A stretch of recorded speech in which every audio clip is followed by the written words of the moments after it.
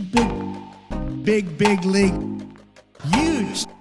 Really large. I have a feeling it's going to be beautiful. Welcome to Texas. Big league. Big, huge. Per capita, the biggest in the whole country. Nobody would know that. I always call it massive. Sometimes they say huge. Welcome to Texas.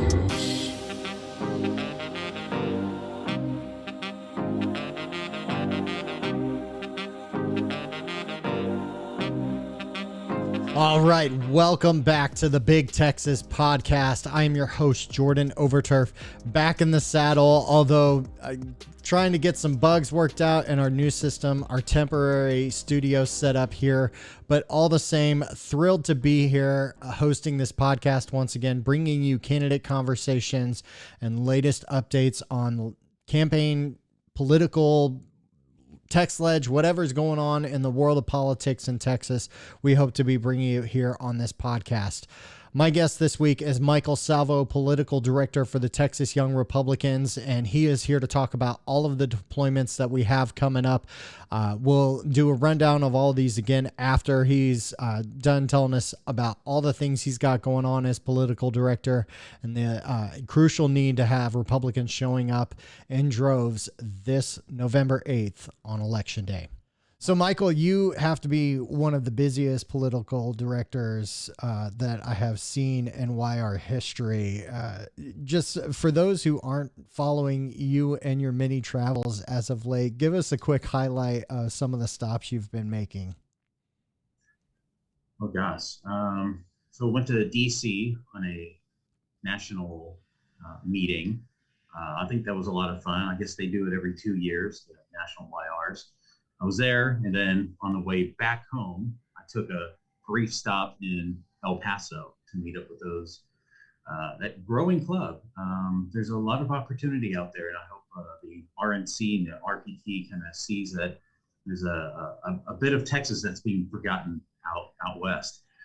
So I was out there. Of course, I just moved to Corpus, in fact, so I'm helping out with a lot of the clubs in the valley.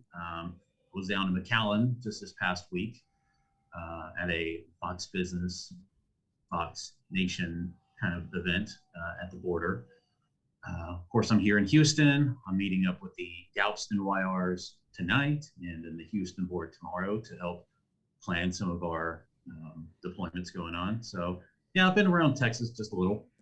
Well, you said the key word, deployments, right? And that's what we're here to talk about today is the many deployments that you have been working on fastidiously to try and get this cycle set up so that YRs can go out, make sure that Republicans are winning up and down the ballot.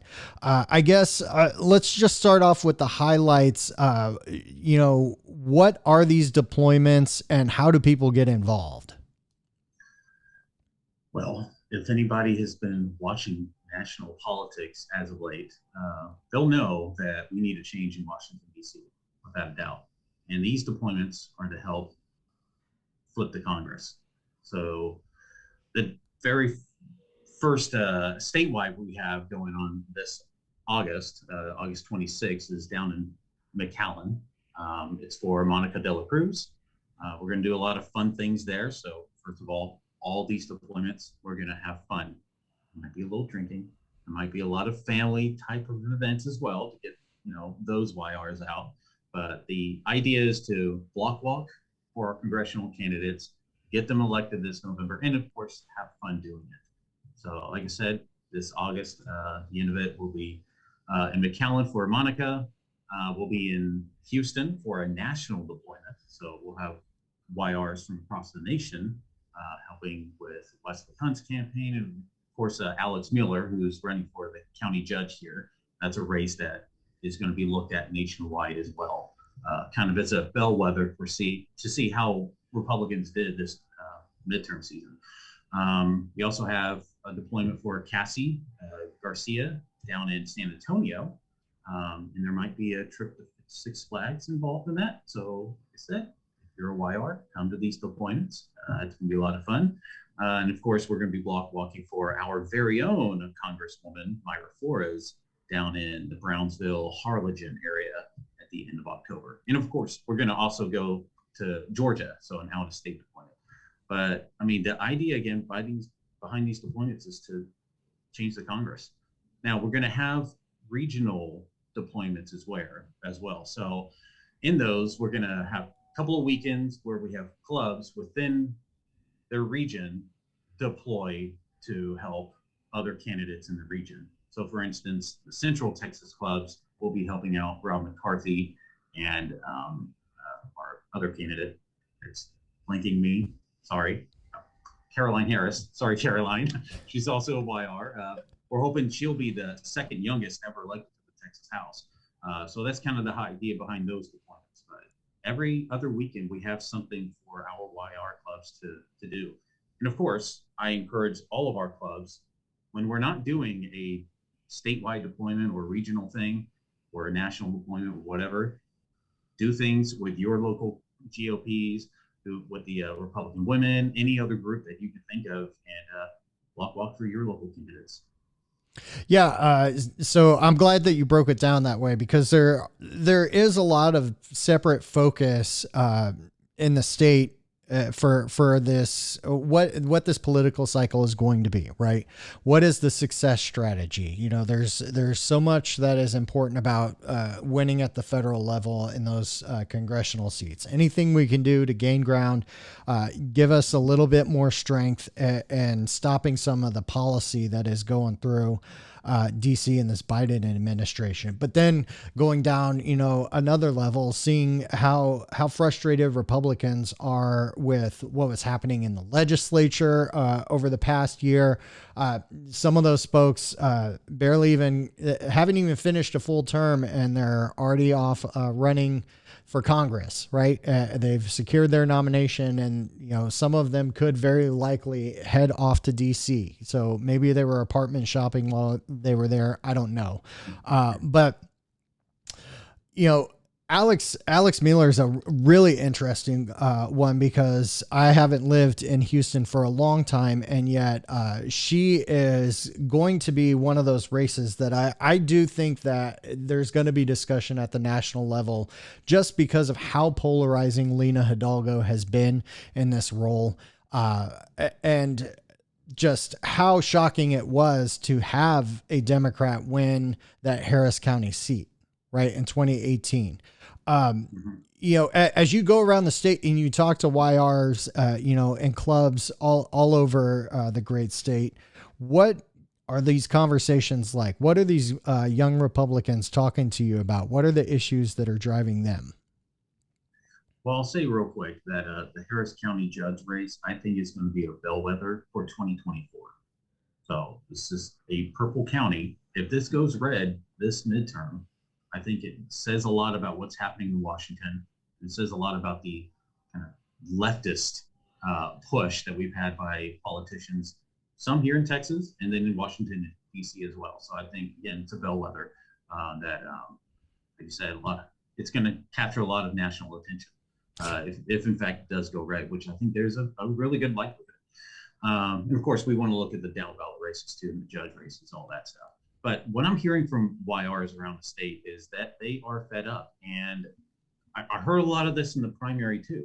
There's a lot of fed upness, if you will, within our own party.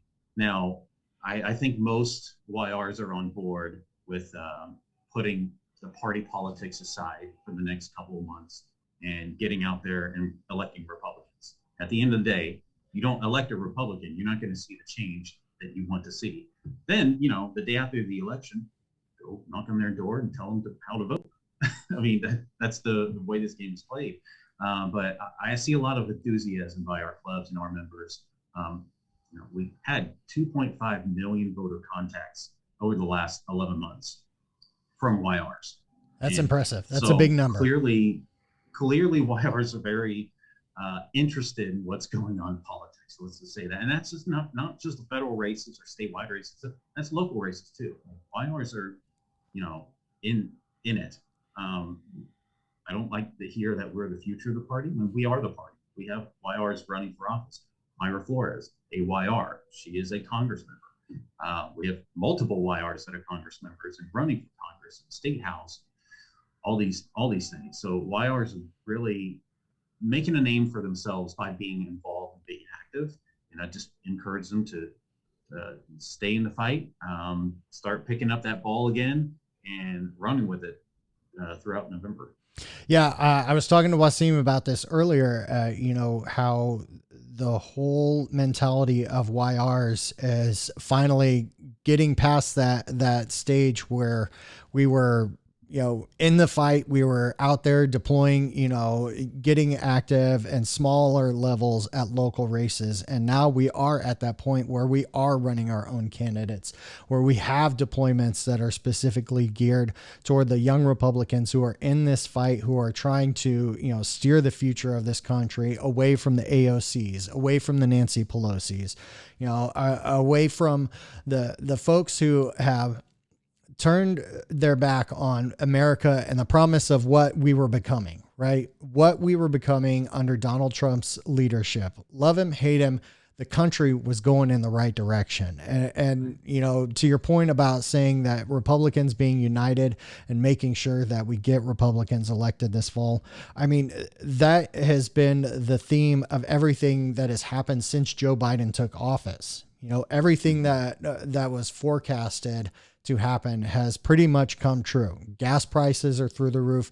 Inflation, jobs may be coming back, but he's not creating jobs. That's one of the biggest farces that's going on in the Democratic talking points right now, is that Joe Biden has somehow created jobs.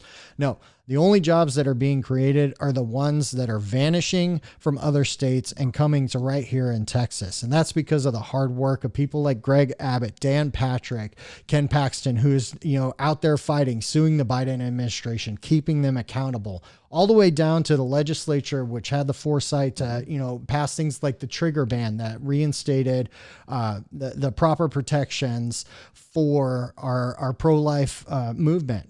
And this ban on abortion set off a bellwether across this country last year when Texas was in the lead and passed the strongest heartbeat bill on record. Other states since follow suit. And then we have this Dobbs decision come down. So we are now, I think, in the best position possible for Republicans to take the lead once again on leadership up and down the state across the 254 counties. But there's work to be done, right? That's why I'm talking to you, Michael. So for those who do want to be part of this fight this cycle, who want to make sure that Republicans are winning in their communities, what is the best way for them to first find out about these deployments? And second, how do they get involved locally? Well, it kind of sounds like you just nominated Joe Biden to be the Texas Young Republican Man of the Year. As a former Texas Young Republican Man of the Year, I will gladly hand over the mantle for him, ensuring Republicans win big this cycle. I'll go forward and AOC Woman of the Year, maybe. Look, I'll send the invitation. We'll get the comm shop working up something real nice to invite the president to come accept his YR Man of the Year award. Oh yeah, absolutely. Be close to see it. He comes to the border. Maybe. Ooh, that's the idea. Well, even he can come to a convention and accept it. If he can find the border. Yeah. How many miles away from the border at the airport in El Paso? And I was in El Paso, and it took me 5 minutes to realize, there's not really a border crisis here because there's a border wall. Maybe you should go a little south or anywhere else along the border where there's actually a problem. Look at those big facts coming from Michael Salvo. So, but getting back to the original thing, if people want to deploy, if they want to be part of the winning teams this fall, how do they get involved with Texas YRs in these deployments? Easy. Number one, find a local club. Find a local club. So I also run our website, and I've made it pretty easy for people to find their local chapter. It's a little color-coded map on the website, and it shows if you have a club or if it's actually becoming online. We have quite a few clubs or counties that we're about to federate, hopefully in the next couple of weeks here, before our state convention in McAllen at the end of September.